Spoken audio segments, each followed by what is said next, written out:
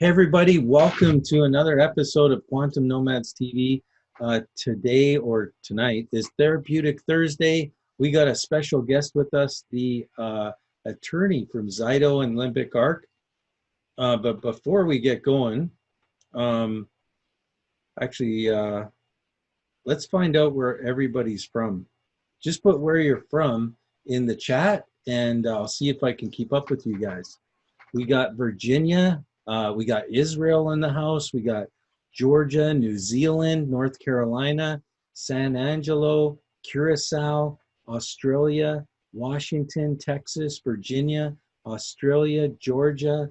We got Ontario, that would be Canada, Washington, Auckland, Canada, Mississippi, Louisiana, North Carolina, New Zealand, Jamaica is in the house, Canada, Houston, Texas.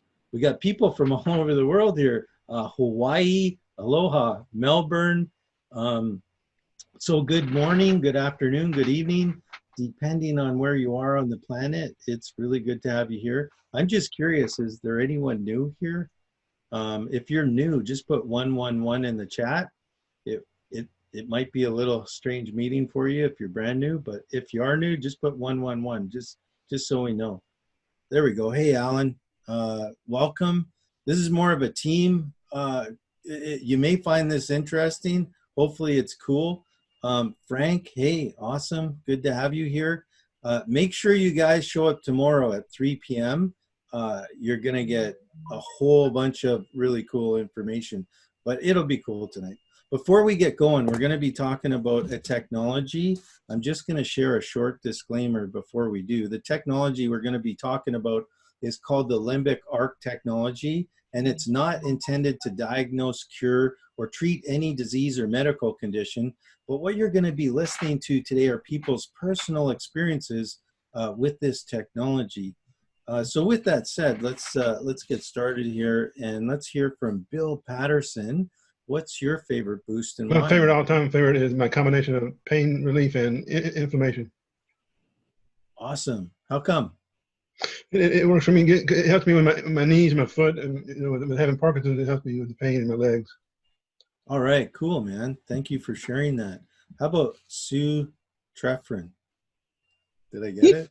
It was said, see, you've been practicing. For me, so for me, custom is my go-to just because it's giving me exactly what I want, you know, and for quite a while, I focused on like 80% and above, but I think I'm getting much better results with just selecting the top 10. And I'm really liking that. And this week, my secondary was focus because I would say I'm a little undiagnosed ADD. I'm kind of all over the place all the time. And I was able to really sit down and just hammer a bunch of things out this week, which is so cool. So that's it. Back to you. Awesome. Thanks for sharing, Sue. Over to John Hoffman. What's going on? Where are you, John? I'm right here. Can you hear me? There you are. I had to get the mute.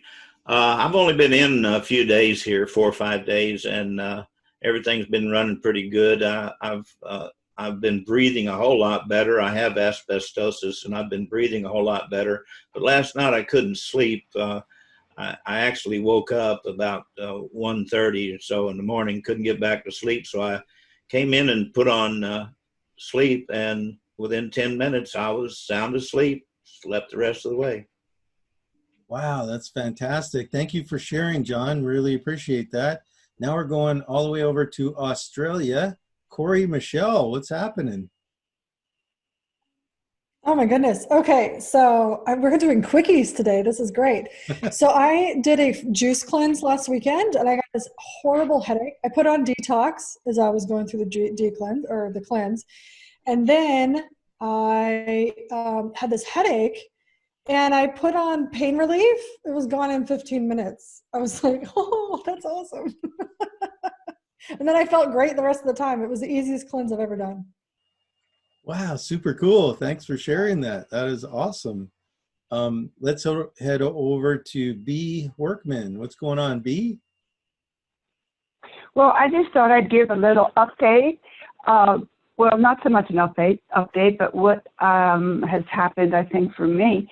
And I agree. Calm is the bomb. Like Bill, I do a combination with pain and inflammation because I always carry a lot of stress around my neck and back, and that just seems to keep everything calm there, which also keeps me from getting those occasional headaches that just are really icky that I hate and have to go lay down with. So long as I keep that on, and I have, when I put it on, just like Cory, it just goes, just in about 10 minutes, it is gone. The other thing I was going to mention is I love cardiovascular. I use cardiovascular. I joined on, March 16th. And one of the things that I was experiencing at that time was I will get this fluctuation, kind of like this strong beat, letting my heart know, hey, it's working harder. I go to the doctor regular, I'm fine, everything checks out. But I would get this periodically, and it really disturbed me. But I don't get that any longer. I just, I haven't had it. I just don't get it. That went away probably after, 8 weeks. The other thing that I liked was the vertigo that I no longer get. And I shared with people how if I laid on my back, the room would spin. And it doesn't do that anymore. And I attribute that to, the custom and everything the custom's doing. And the funny one I told you guys the other day was the hair on my legs are growing. I don't know, it's crazy, but it is. And so it's hard, but I think, it's hard to pick a best one.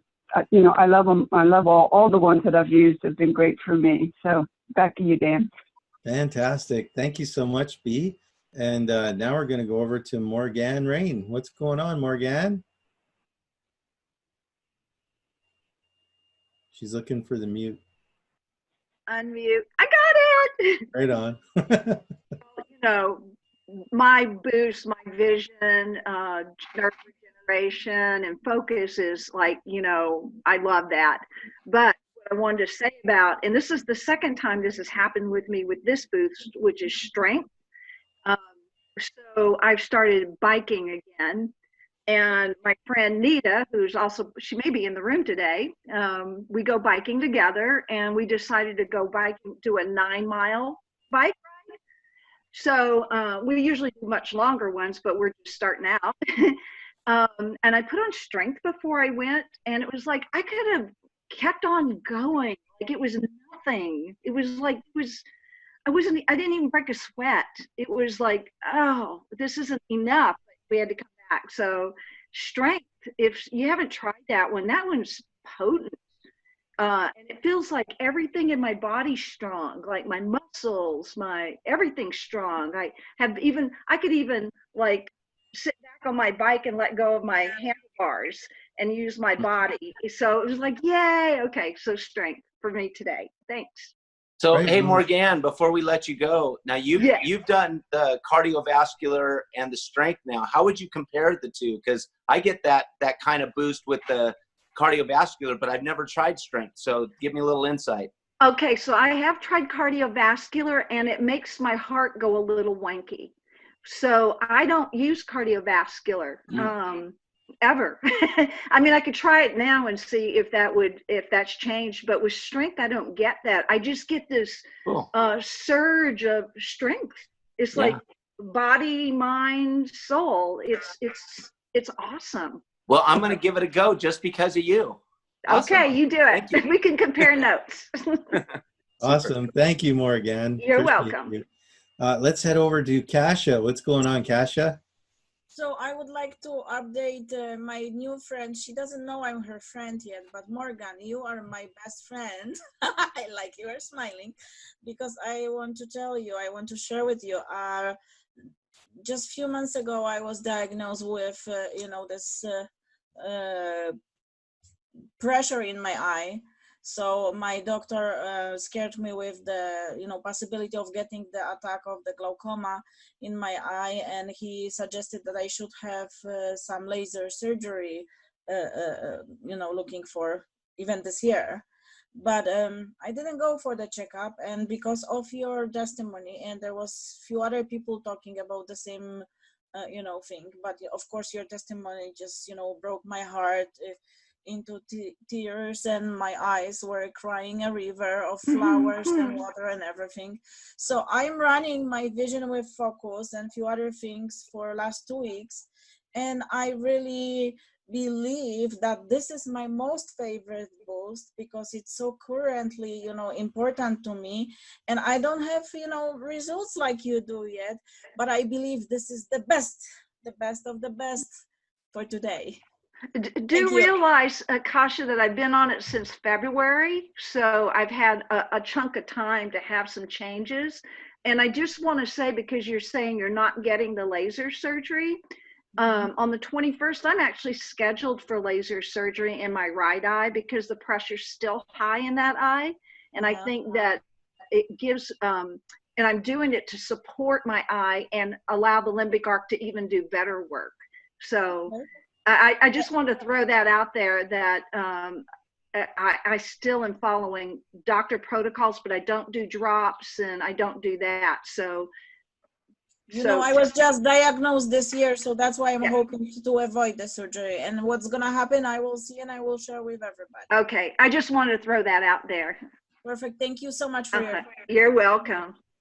Right on. Thank you, girls. And now I'm going to turn it over to my good friend, Bob Byrum, to take over. And over to you, my friend. Awesome. Well, thank you, Daniel, all the time for hosting this call. And it's a big night for us.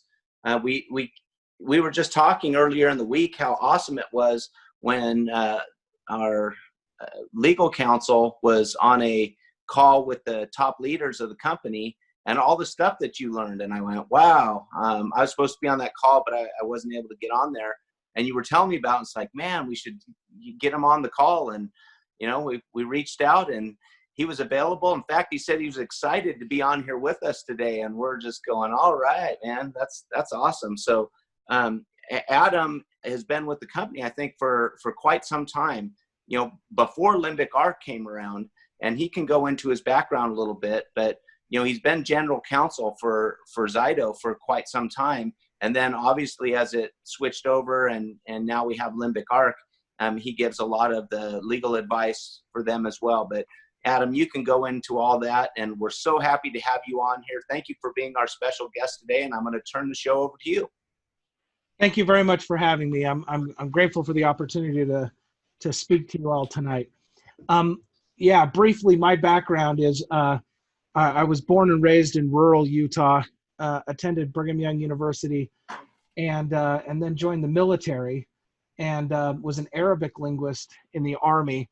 I started my legal career in Moscow, Russia, for an American firm in 1996, and then that was before law school. Actually, went to law school at Duke, and then ended up on Wall Street at a big white shoe Wall Street law firm. Did that for a number of years until my wife came down with a bad case of twins, and that drove us out of the city and back to Utah. And so I've been here ever since. I met Vaughn Cook, Dr. Cook, my first year back here, and I've been working with him in different capacities ever since. So I'm happy to be speaking with you all. I've worked extensively with the FDA and the FTC on numerous occasions for both Zyto and other clients. Limbic Arc has never had an issue with the FTC or the FDA at this point, and if we do things right, we never will. That's our goal, and I want to walk you through how we do that and how that can be successfully navigated tonight. I want to share my screen with you, and so if those of you that are on the phone, I'll try to do a good job with describing what's on the screen, but those of you that are on the computer, you'll be able to see what I'm talking about. So let me click on this and see if I can make this work. All right, you can see this FDA page. It says how to determine if your product is a medical device. The best way to teach people how to comply with FDA and FTC regulations is to actually go to the FDA and FTC websites. It's not rocket science. It really isn't. And anybody can go to these websites that the government agencies have and learn a lot about what they need to do and what they need to be careful about. So to be perfectly clear, Limbic Arc is not a medical device.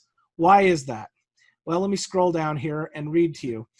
This is from the FDA's website, and it's section 201H of the Food, Drug, and Cosmetic Act. And it defines medical devices as three things. The first one isn't relevant to us. It's about pharmacological products that are in a specific registry. Number 2 and 3 could be, if we're not careful. So a medical device is something in paragraph 2 that's intended for the use in the diagnosis of disease or other conditions, or in the cure, mitigation, treatment, or prevention of disease in man or other animals. It includes animals there. So if we use our device or intend it to treat or prevent diseases, that would be a medical device. And then 3 is if it's intended to affect the structure or function of the body of man. And so it actually, if it has a marked measurable change of the physiology of your body, then it's also considered a medical device.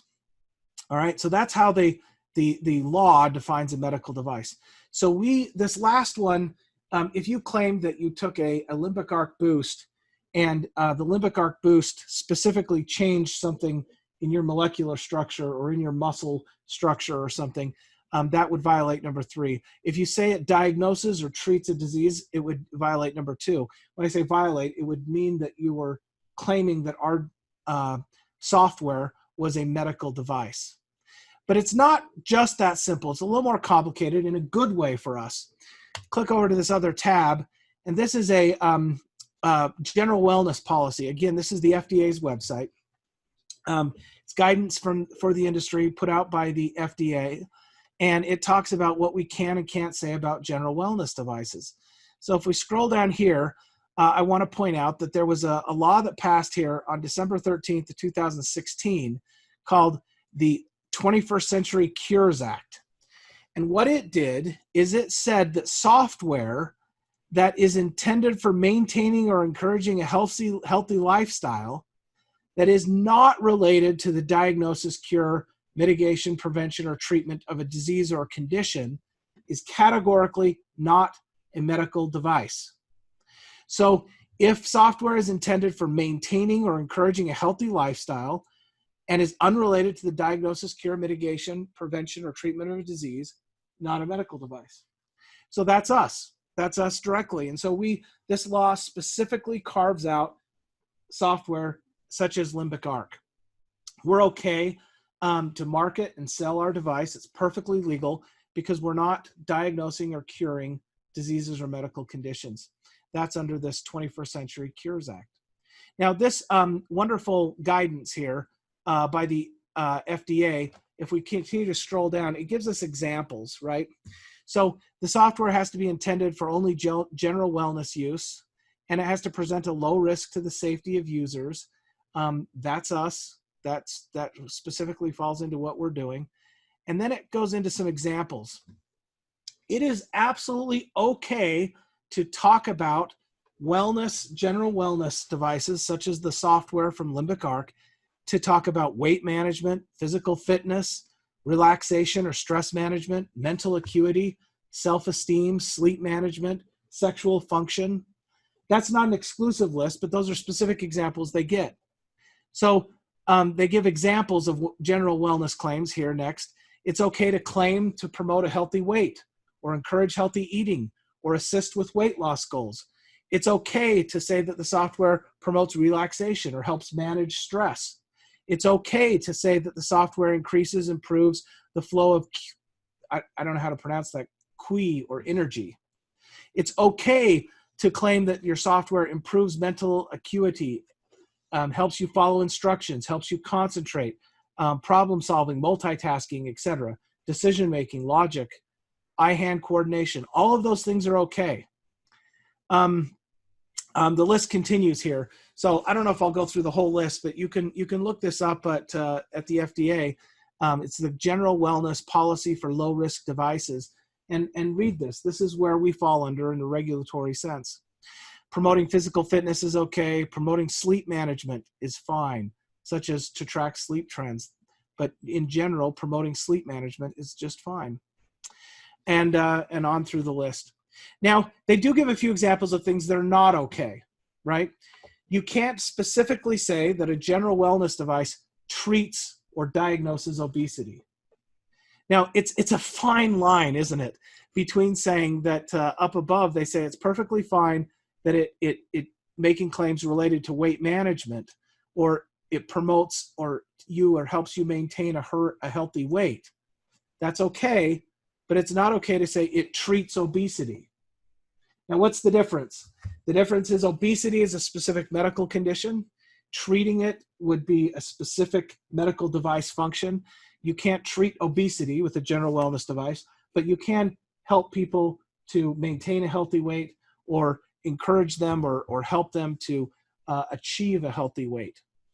And so you can see how subtle that difference is and how difficult it can be to stay on the right side of the line. It's improper to say that a product will treat a specific eating disorder, such as anorexia. It's improper to claim that you can treat like a diagnosed anxiety disorder. So it's okay to say it helps manage stress or it helps you feel more calm. It's not okay to say it helps somebody deal with clinical anxiety, right? You can't say it treats autism. Those are specific diseases. You can say it helps with sexual health and it encourages sexual function in a general sense, but you can't say that it can fix a specific thing like erectile dysfunction, right? That's a specific example they give here. And so on and so forth. So you have to be careful that you don't cross the line from general wellness promotion and specific disease treatment or diagnosis. And that's the thing you have to remember there. Now, one of the things, there's a second category that's okay, and that is you can say that it helps reduce the risk of some specific diseases, or you can say it helps managing the living with a specific disease. So for instance, they claim here, these are examples that are okay, that this software coaches breathing techniques and relaxation skills, which part of a healthy lifestyle may help living well with migraine headaches. That's a permissible claim, right? So a migraine is a specific medical condition. You can't say that a wellness device such as the Limbic Arc software treats migraines or cures migraines. You can't say that. But you can say that it can help you live with migraines and help you manage the migraines on a daily basis. Okay? Same thing with living well with anxiety, getting enough sleep, eating a balanced diet, maintaining a healthy weight, managing and living well with type 2 diabetes. It's okay to say that. So we don't need to be afraid or terrified of using the name of a disease condition if we use it in the right way, which is managing the disease and living with the disease and coping with the condition. That's fine, but we don't cure it. If we claim that we cure it, we have to go through millions of dollars and many years of FDA studies before you can make any cure claims. All right. So the rest of this release we won't go over tonight. It talks about whether or not a device qualifies for general wellness, and I can assure you that we do. So, but these are some good examples. Now, these are general examples, though, and now I want to talk about some specific ones. The FDA sent warning letters to multi-level marketing companies regarding health and earnings claims, specifically related to coronavirus, on April 24th. And then they sent a second round of letters. There were 10 in the first round and another 6 on June 5th, 2020. And the FDA, this is the FTC. And the FTC website has this on their website you can look at. Now, I do want to point out that the FTC is specifically sending out warning letters to companies about their health claims, which is typically the realm of the FDA. So 2 different government agencies, the FDA, Food and Drug Administration, which generally oversees medical devices and medical claims, and the FTC, which generally, the Federal Trade Commission, which generally protects consumers from unfair and deceptive trade practices and scams.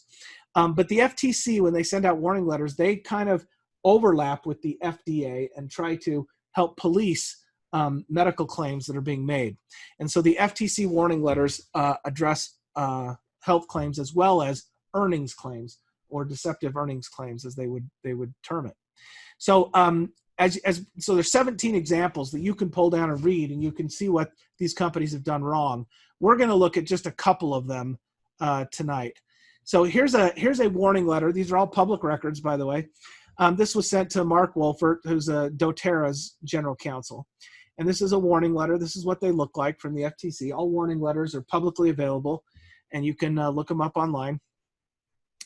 And here's the coronavirus portions of the letter that they were upset about. The FTC said were improper claims being made. And this first example is, quote, "If interested to learn more or obtain oils or rollers, let me know. A little extra protection can help. Hashtag doTERRA, hashtag nurses COVID-19, hashtag dialysis, hashtag immunity boosters," and so forth. Now, because you referred to a specific disease condition, COVID-19, and probably dialysis, which is a specific treatment, the FTC flagged that and saying, you're relating, you're saying your device protects from COVID-19. That's kind of implied there. It's not actually said flat out. And as an attorney, if I was Mark Wolfert, I would push back on that and say, I'm not, these people aren't making claims, specific claims, but this is too close to the line for the FTC, and they've sent a warning letter. I also want to point out that this claim was made by a business opportunity participant, is how the FTC refers to multi-level marketing affiliates. And so this is not doTERRA themselves making this claim. It was just a distributor. It was just a distributor on their website, and the warning letter still went to the company. A second example, an image of doTERRA branded peppermint and lemon essential oil bottles accompanied by the hashtag COVID prevention, right? So the FTC is saying that this is making a claim that you can prevent COVID by using this peppermint and lemon essential oils by doTERRA. Just the hashtag was enough to raise their ire. So you can read more of these specific examples there about about what's not okay, but you can see how sensitive they are at the FTC to claims to treat COVID specifically. But in general, it could be any disease condition, and they would feel the same way. Now, the second page talks about business opportunity claims, and this is more traditionally the realm of the FTC, protecting people from scams. And so I want to look at these. This is, again, doTERRA's warning letter still. "For those of you working from home now, who says you ever have to go back? With a little education and a lot of uplifting support, you can take your health and your career future into your own hands." So the FTC is interpreting that phrase, that sentence right there, to mean a claim that you never have to go back to work if you become a doTERRA distributor. And that is, in their opinion, too specific of a financial claim. Join doTERRA and you won't ever have to go back to work after COVID. That would be an improper financial claim because it's too specific, and you can't guarantee that kind of a result for any specific person. The second one, need to make extra money? Find it difficult to pay your bills? Were you laid off? Hashtag fired? Be your own boss with doTERRA essential oils. Message me to achieve financial independence. Laid off, unemployed, can't pay my bills, can't pay my rent, student sales, side hustle, make money, stay-at-home mom. Those are all hashtags. I think that this is like really close to the line. As an attorney for a company, I would really push back on that. But the FTC says this is over the line because it says message me to achieve financial independence is too broad a claim, they believe.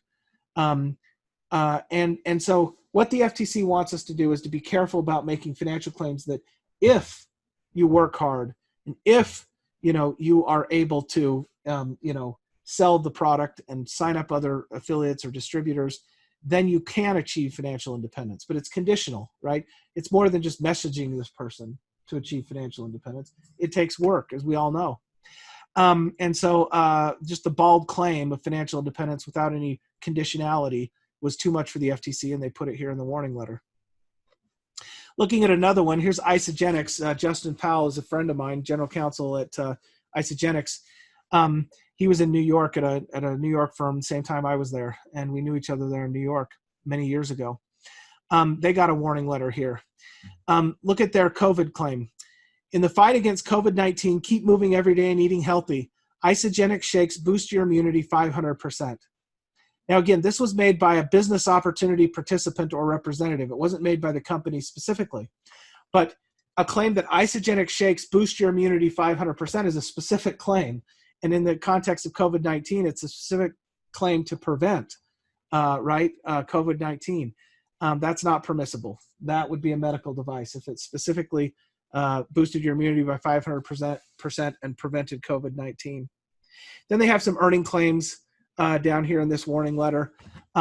This first paragraph talks about how somebody was able to put their daughters through 4 years at MSU. I don't know if that's Michigan State or Mississippi State or what that is, but they paid for 4 years of college by being an Isogenics rep. Residual income is a game changer, they say. Those are specific examples that somebody had, but the FTC here said that the statement, "it can change your family's life too," was too close to the line.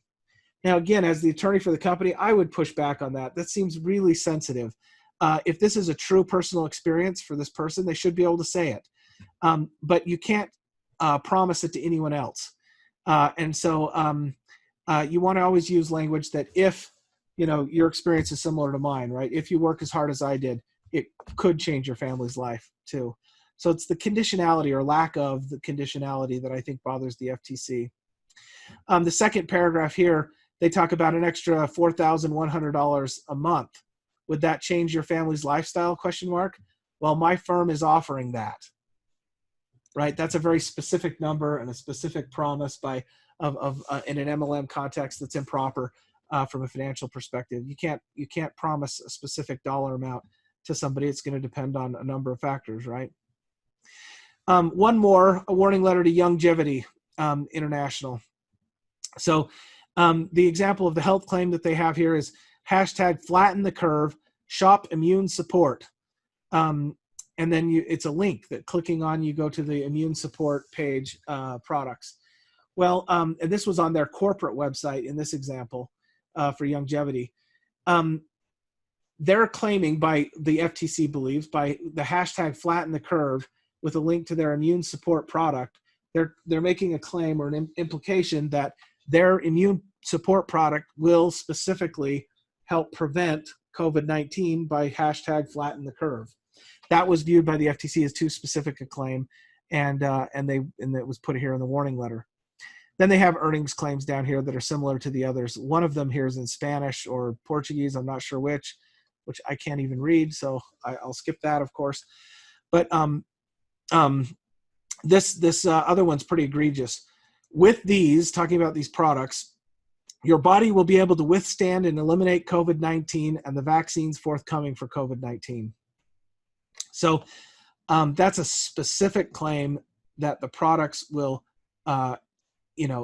help you to avoid, prevent, or treat, withstand and eliminate COVID-19.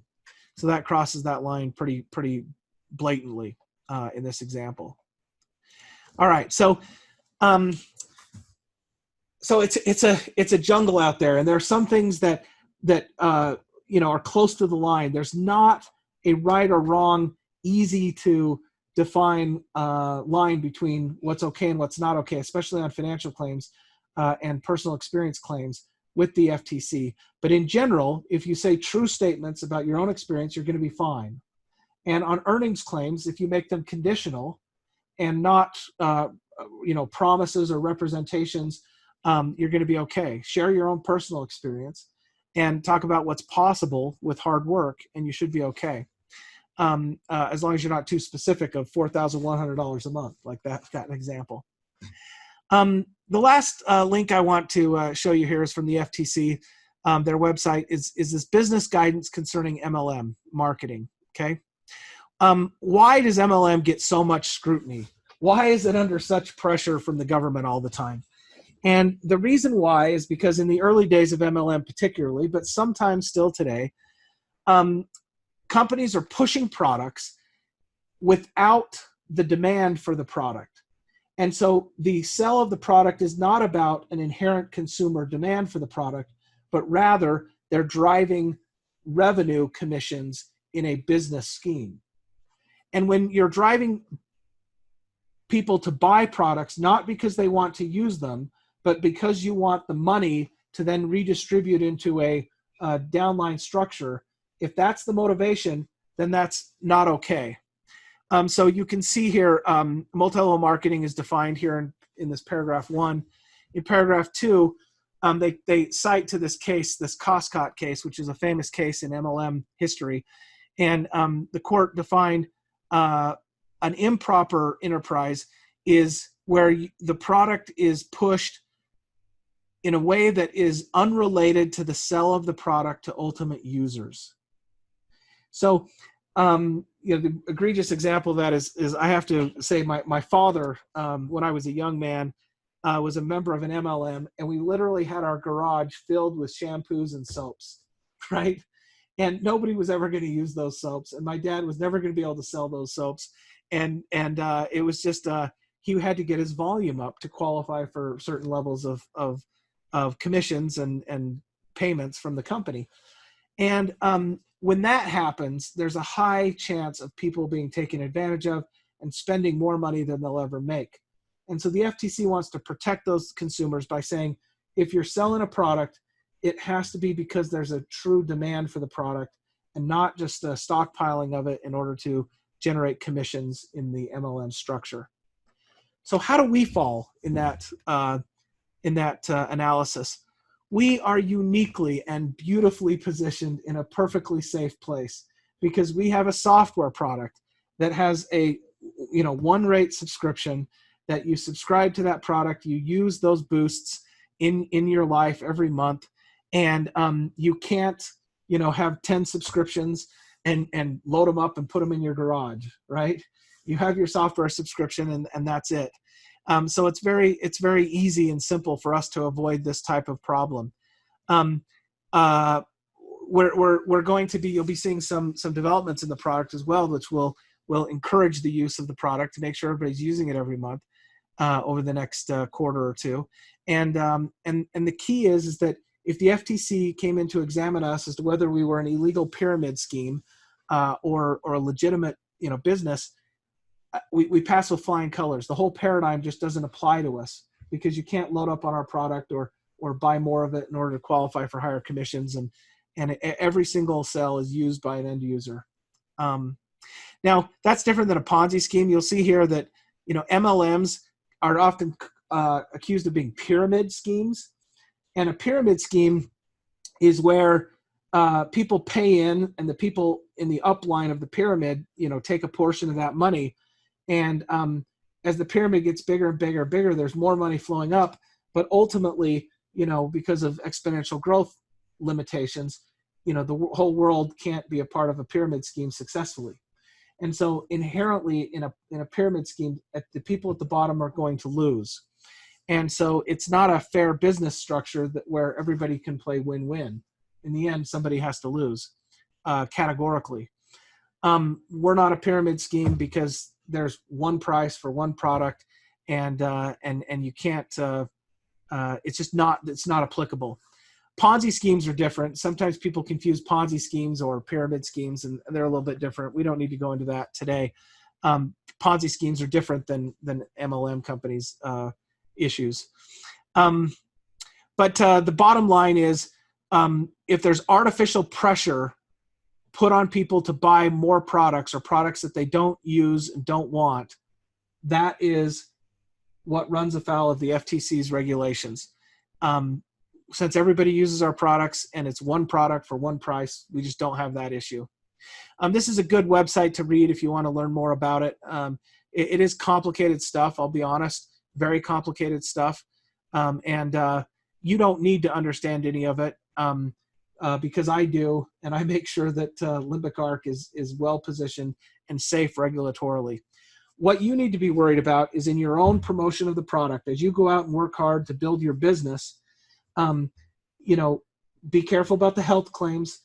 Don't make any claims about it diagnosing or treating any specific disease conditions.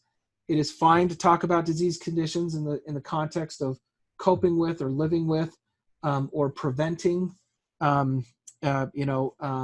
if you use the weight-related functions of the software, it can encourage a healthy lifestyle and weight loss, which will help prevent heart disease. That's a true statement, and that's okay to say. But you can't say the Limbic Arc software will treat your heart disease and cure you of your heart disease.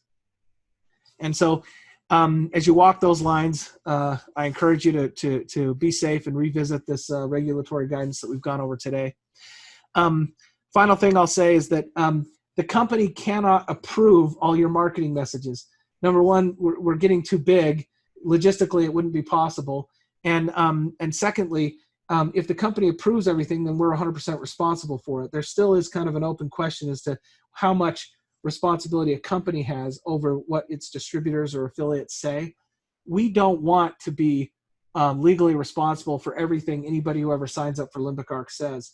And so for those reasons, logistically, practically, and legally, we don't do a analysis and approve or disapprove marketing material put together by our distributors.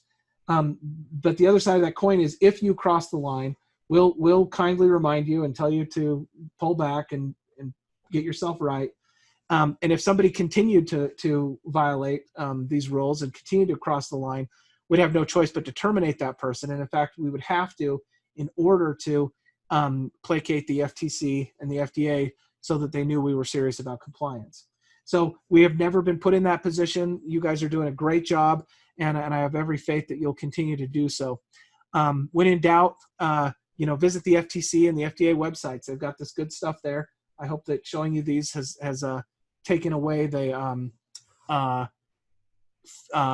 mysticism of the black box of government regulation. So don't be afraid to look those up. And your leaders will be educated on this stuff and be able to help you as well. I'm happy to answer any questions if anybody has them, but I think that's what I have to say about that. Awesome. Well, thank you so much, Adam, for coming on here and walking through that with us. It was very helpful, I'm sure, for our team and company, and appreciate everything you're doing for us. And yeah, I saw a couple of questions that came up there, but Daniel, do you want to handle those questions, or do you want me to do that, bud? You can, but I wanted to touch on one thing. Last time we were talking, you mentioned the word designed when it specifically for describing boosts, and I thought it was really cool how you described that. Can you let us know how we can use that word designed and in describing the boosts? Sure. I'm going to try to find the actual FTC language that they use, or FDA, as we talk here. The word design is important. If a product is not designed to diagnose or treat, then to use it to diagnose or treat would be what they call an off-label usage. And off-label usage happens all the time for medical devices as well as pharmacological products. Doctors will prescribe a drug for somebody for a purpose for which it was not FDA approved. That can happen sometimes. And we don't want anybody to do that with our device or our software. In fact, the way it's designed, it's pretty impossible to do that. But when we're talking about what our device does, you can talk about how it's designed to do things. It's designed to aid in sleep. It's designed to help with pain management. And those are safe phrases that you can use, as opposed to it, cures insomnia. Not okay, right? It's designed to help manage sleep, or promote. It's designed to promote healthy, eating, things like that. The word design can be a powerful word when discussing our product. Because anybody who's then saying it treats or diagnoses is talking about claims beyond the design. Terrific. Yeah, that's good. Thank you, Daniel, for bringing that up, because that is a powerful word to be able, that I saw all over what you were showing us on the FTC and the FDA saw treat, but designed to aid is super cool. So got some notes down. I hope you guys are taking notes out there too. Yeah, awesome. And I saw, I think it was Sue. I didn't go back through the chat, but Sue, did you have a question for Adam? I think I saw something you put in there a couple of times. I'm Yeah. gonna look back in there. Yes.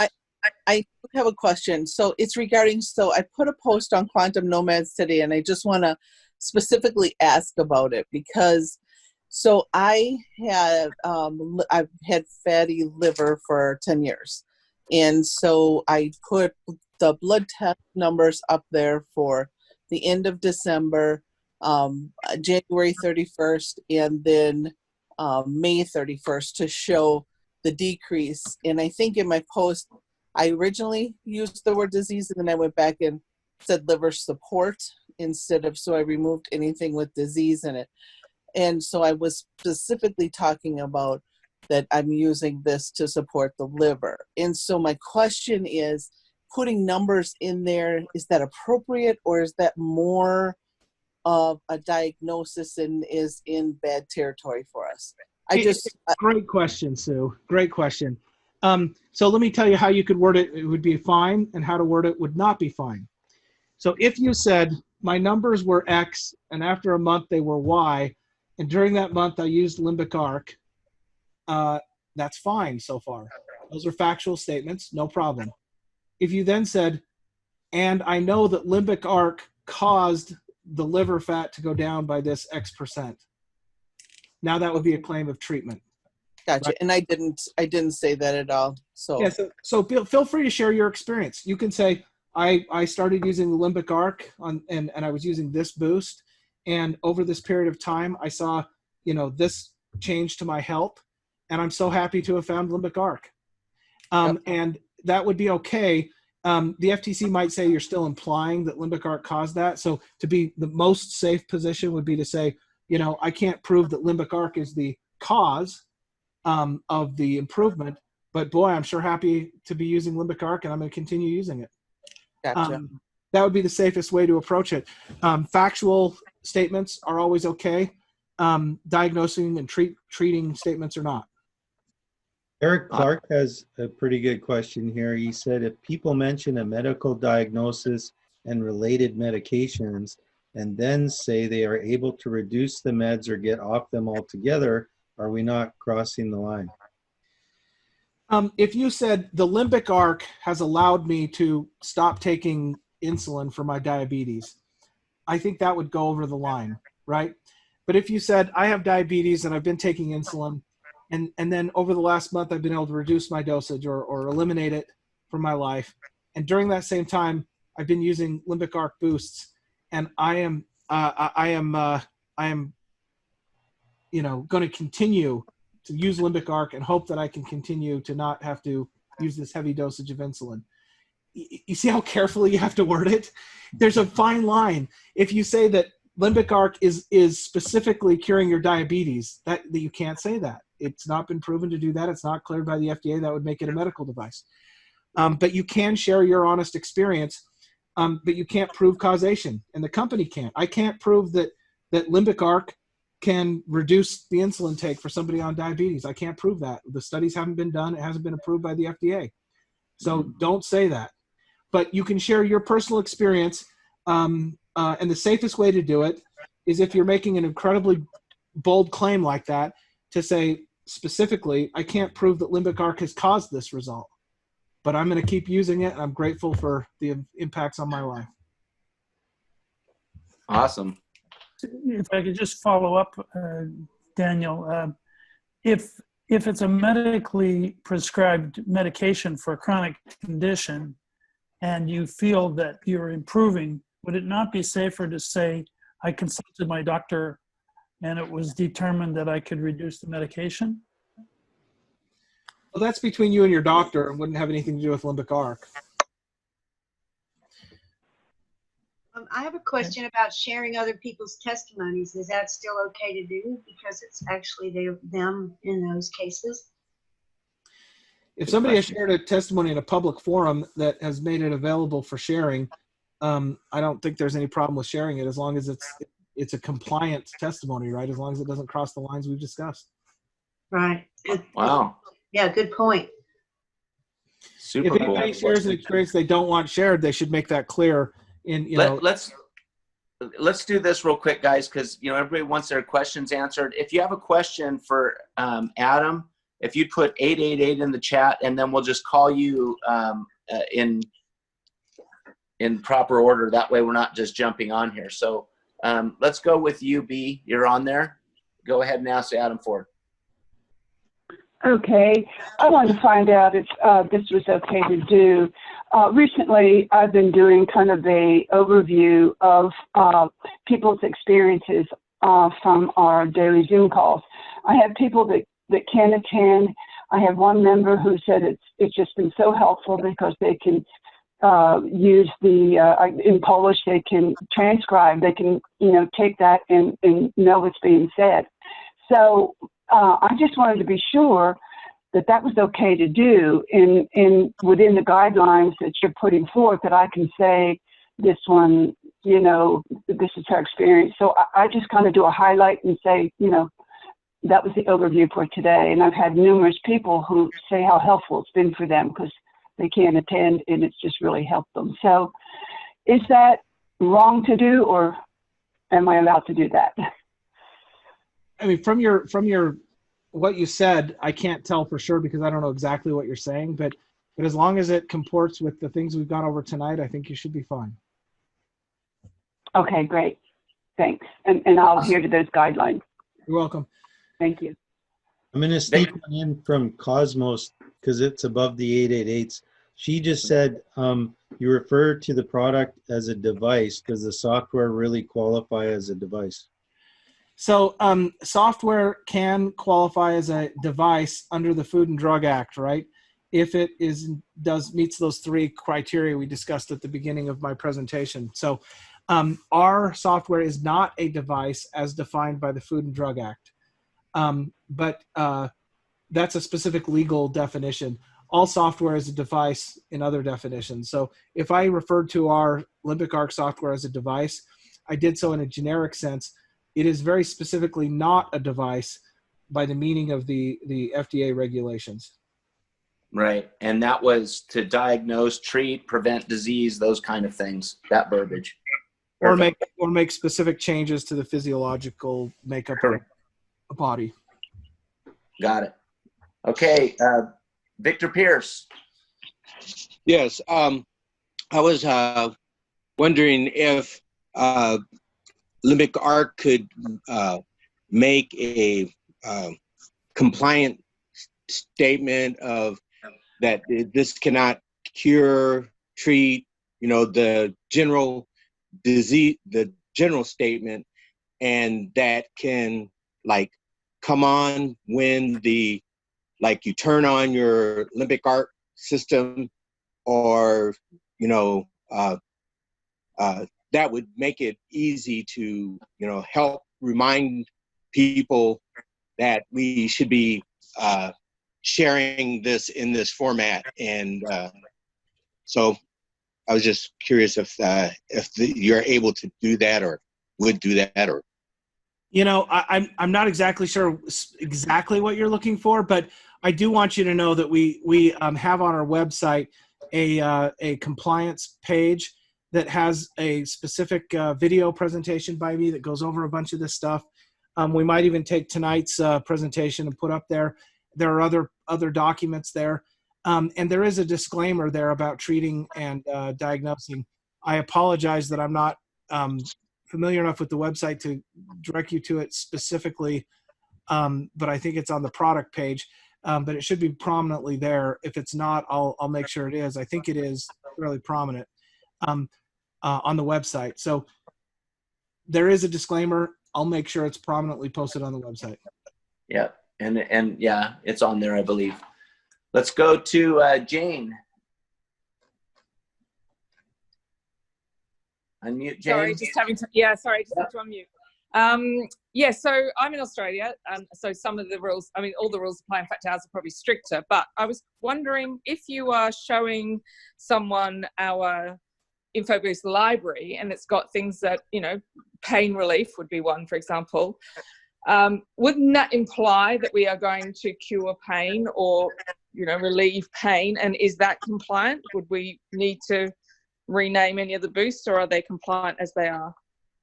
So under U.S. law, I can't comment on Australian law, but under U.S. law, it's specifically okay to talk about, general wellness, including pain. So, for instance, one of the specific approved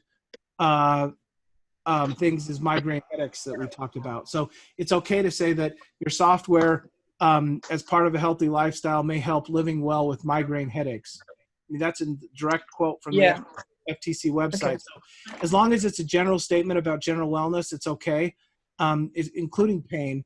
But you can't say that it treats a specific painful condition. Okay, all right. It just looked like it would be implied, that's all. And I know pain down here is a medical term that we're not allowed to use, strictly speaking. Interesting. Yeah, I'm unfortunately unfamiliar with Australian law and point, so I'd encourage you to comply with Australian law. Sorry, I'm not more helpful there. No, awesome. No, you've been fantastic. Thank you. Thanks for coming on, Jean. And let's go over to Kasia. So my question is because of my own story. Since I started using Limbic Arc, I was, I would say, blessed with amazing outcomes. My well-being got so improved, and I'm much happier. I sleep better. So prior to that, I was using different over-the-counter, stuff like melatonin and CBD oil to support my sleep, which I was taking for years, and it was actually not helping me, but I was still taking, believing that one day it will start helping me. And the first day I was like, boom, I was sleeping amazingly. So I decided on my own. I didn't go to the doctor to ask him if I'm okay to stop taking, CBD, melatonin, or progesterone, or some other things that I was investing into for over the decade. So is that okay? I share something like this, that I just decided to do it on my own because I feel good enough. Well, so from a company perspective, categorically, we would tell anybody before they stopped a medically prescribed regimen of treatment, they should consult with their doctor. That's categorical, right? But in your specific instance, if you've done something that works well for you, you're free to talk about that. But I would hesitate. I would make sure that when you talk about it, I would talk about your personal experience and not, imply that everyone else would have the same experience, right? Yeah. And so I always try to add that, it's just my own experiment, and I'm good with that, and that's it. Well, and let me just say, I'm so happy for you that you've been able to find this relief and that this product is working so well for you. And that's lovely and wonderful. And I'm thrilled. Thank you for sharing that. As a categorical statement, I hope none of our affiliates ever encourage people to stop a medically prescribed course of treatment for a disease or medical condition without consulting that doctor. Okay, just make sure that you always include that. Yeah, absolutely. Yeah. Thank you. Awesome. I'm going to sneak in before Carl. I'm just going to sneak in quickly. You were listening to the what people were sharing prior to this. Were those compliant? I'm just curious. I didn't notice anything that jumped out to me.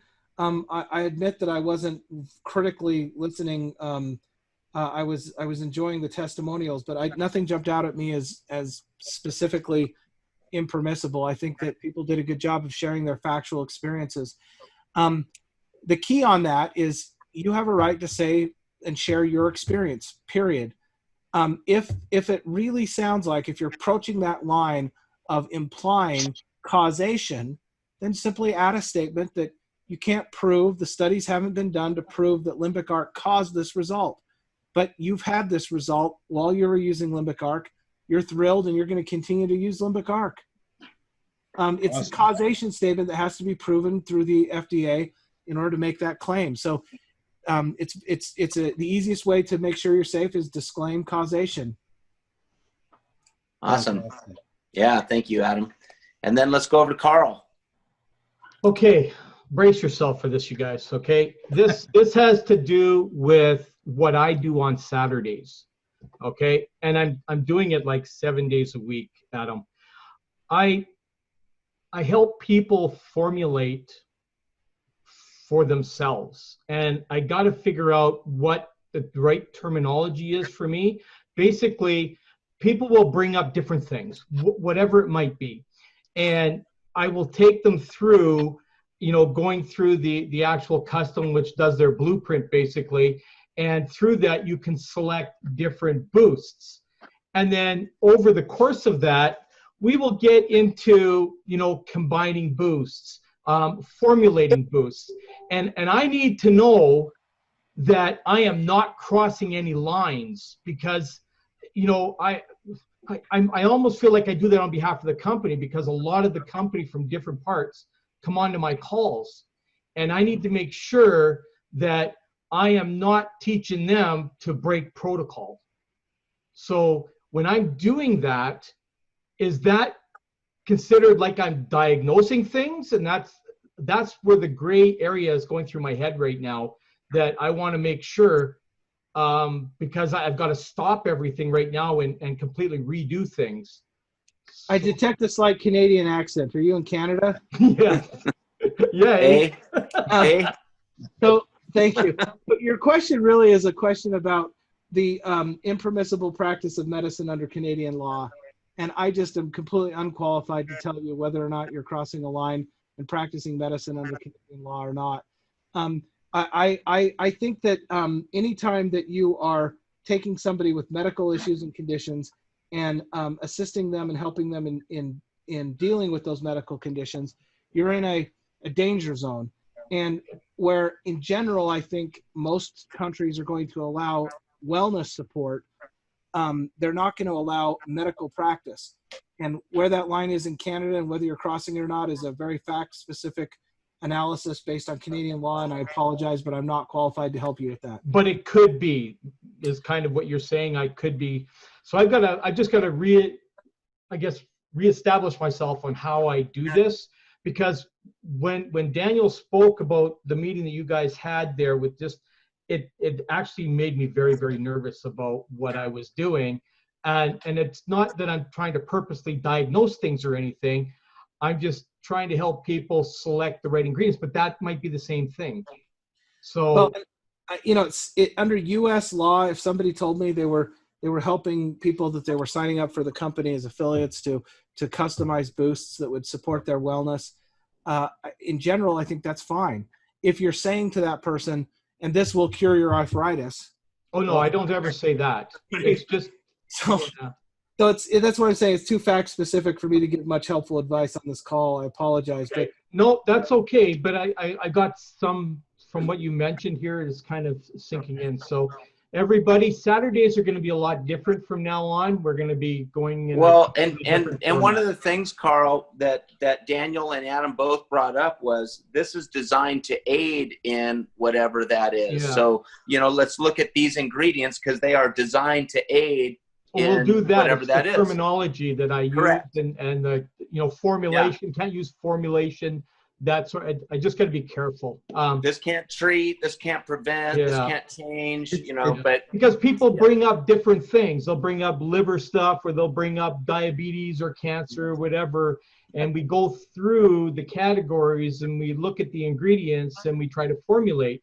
But that still might fall into that. So I've got to be very, very careful, guys, because as you know, I'm on my own on that, and I need to make sure that I don't break protocol. So it's almost like I need Adam on my shoulder watching me to make sure I don't do anything, because I want to make sure that I really don't teach anybody to do the wrong stuff. I can be yours for only a small fee. It's going to take practice. It's going to take practice for all of us to learn this, right? But we can learn it together, and we can correct each other. We can help each other, right? So you're not alone. You have a lot of people. Well, no, I understand that. I'm just saying that I feel like I'm in a place where what I tell people they're going to follow, and I got to be careful with that. So I'm just glad we're doing this early. Like, this is so early. Now we can get a handle on it. So. And you're doing a terrific job too, Carl. Yeah. And whenever somebody's brought things up, that maybe you've crossed the line, you've responded well. So let's do this because we're getting through this. But I thought of something else. A good friend of mine told me once, what we can't do alone, we can do together. We gotta sneak Ann in there. We're gonna sneak. I wasn't finishing. Okay. I'm just saying that's why we're doing this right now. Okay. So Ann from New Zealand, you have a question for Adam Ford. Adam, given the international nature of your audience, what I'm learning is that we have to be country of origin specific. Is that correct? So that I have to abide by New Zealand law for people in New Zealand. And the second part of this question is, if I have underlings, affiliates, I'm not sure what the terminology is, in other countries, they have to be specific to that country in their languaging. And third part is the Americans and the Canadians, the North American perspective, is it the same? As long as they're abiding by the U.S. governance, are they okay, or is there a separate law for the Canucks?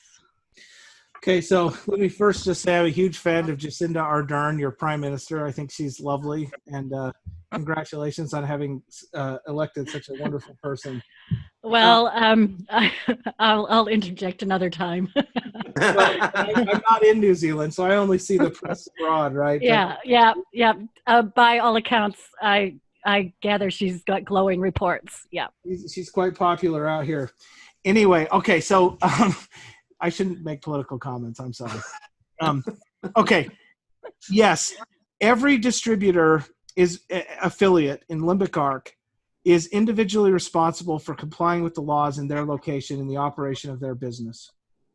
And the company is responsible for complying with the laws in its operations. Now, when you're dealing with a company that has products that have to be approved by governmental regulation authorities and are shipped into a country and distributed in a country, there's a lot more regulation and control on that process. With Limbic Arc, we're a software product, and you download our product onto your phone from a server.